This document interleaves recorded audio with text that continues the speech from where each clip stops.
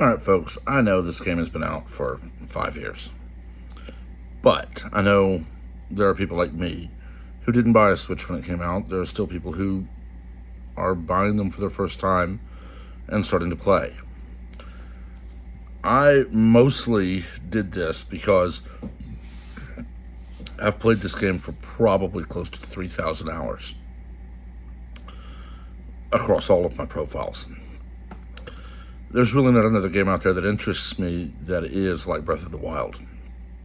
I remember vividly the hours and hours I spent playing the original one on the original Nintendo. Breath of the Wild is what I saw in my mind. It was what my imagination conjured up. And now we have it, 40 years later. The DLC is really where I get a lot of enjoyment, because it's a lot more like what I remember, where you had to get to a certain point, do a couple of things, and then fight a boss.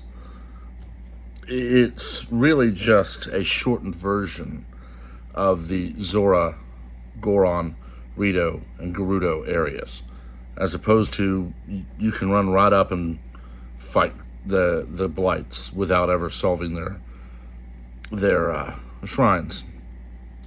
The DLC requires you to fight a shrine and solve it, or in this case, 3 shrines per area, before you can get to the illusory realm and fight the remembered blight with very limited weapons. And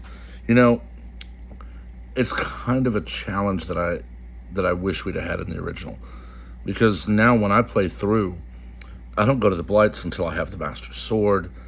I'll get the Master Sword, then trade out my hearts for stamina.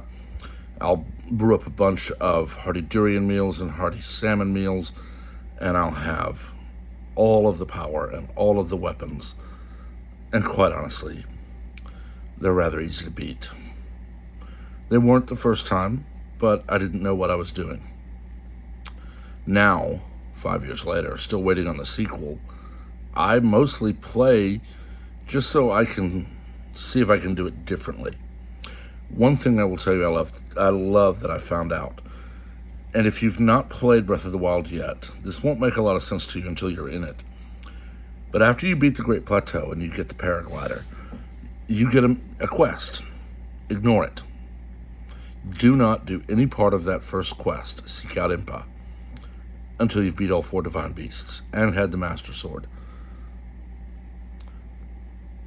Or in actuality, play it the way you're supposed to the first time. Then start a new profile and play it the way I just told you, where you don't go to Impa first. You don't go to Impa until after you've beat all 4 Divine Beasts.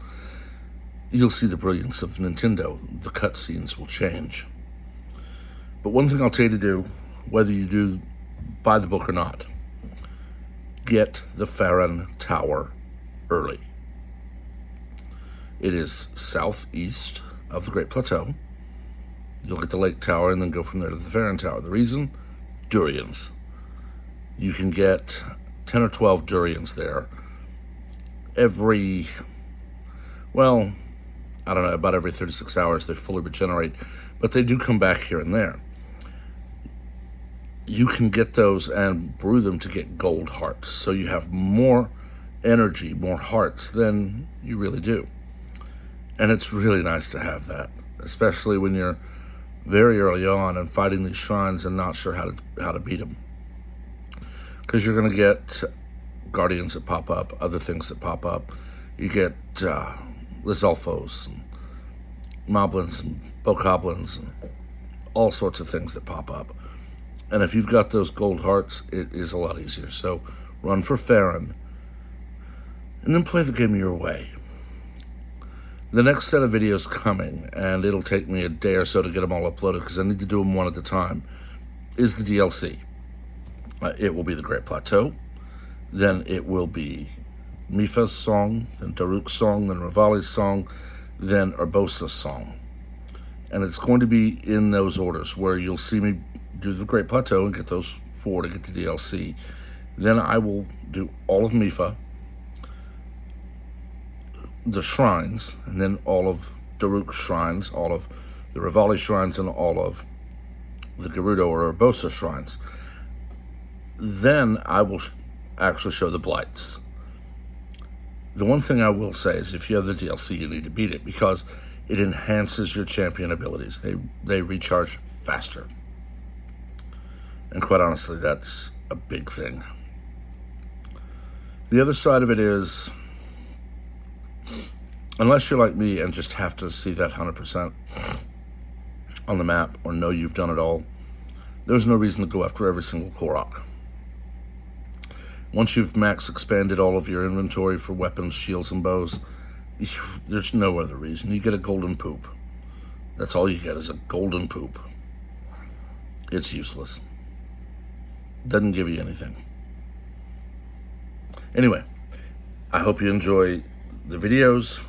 They're not done the way that the walkthroughs exactly say on all of them. One great example would be the third of Mipha's song shrines. I don't do it the way that the walkthrough said, and I didn't look the walkthrough up until after I beat it to see if there was an easier way, and when I tried it their way, it didn't really make a lot of difference. The other part of it is you'll see me sometimes doing other things. I'm not running straight for the shrine. Sometimes it's because I know there's a treasure box. Sometimes it's because I come across a stone I can smash, or I spot a Korok. The only ones I really know I can spot are the stone circles, the magnesis patterns, or the little trails they leave with their little sparkly bits, or the one where you see a pad and it launches across. I know where most of them are, but if I spot one I wasn't thinking about, I'll go on and grab it. And I do tend to show the starting point. The biggest thing I'll tell you is you want to be very careful where you start, because there's a couple of them where you're going to have a lot of enemies around you while you're trying to do this.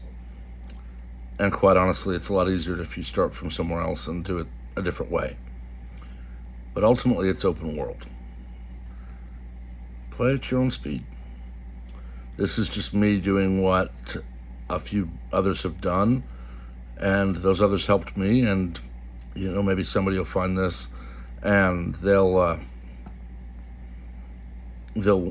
be able to get something out of mine. I am considering posting other shrine videos because, well, once I've beaten Mos Koshia, I tend to reset my game. I have one profile I will never reset. It's my 100%. But the other profiles, I'll reset. So once I've beaten Mos Koshia and I've gotten the Master Cycle in this profile, I'll probably reset, and I may go back and, with this reset, I may start filming, actually recording all of the shrines so that I can post them as well. I don't know. I have no illusions that I'm going to become a large YouTuber and that I'm going to somehow become famous because I can do what others can do, and that is play video games. I will say that once we have a date for the release of the sequel to Breath of the Wild, I am planning to stream my first night and just play. It will be a bit different than most streamers. I won't have my ugly mug down here in the corner. I won't be talking. I'll just be playing. And I'll probably have the chat open, and I'll be able to reach over and unmute so that I can talk. But it's mostly I'm just going to play. And I'm hoping I can do that on this one and start off with everyone else. But I know some of the big ones, the big channels, they get these games early. Even if it's a day or two early. They get them and they go on, and in those first day or two, much like I can do, they beat the game and they've got all their videos ready to launch on day one. But as soon as we get a date, I will update here with my plans for... I am not going to do a 24-hour stream. I don't need to stay up that long and just sit and play games. But I will be streaming the first several hours of me playing. And luckily I'll be able to then take that video and chop it up and post here the shortened videos, because we know they're using the same map from Breath of the Wild for the sequel as just a base.